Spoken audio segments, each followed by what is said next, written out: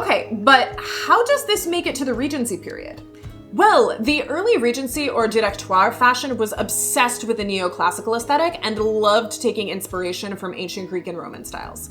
It's part of why simple white cotton dresses were so popular around 1800.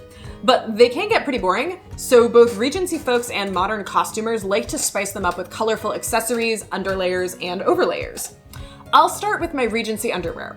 Plain white chemise, short stays, the historical equivalent of the push-up bra, and cotton stockings.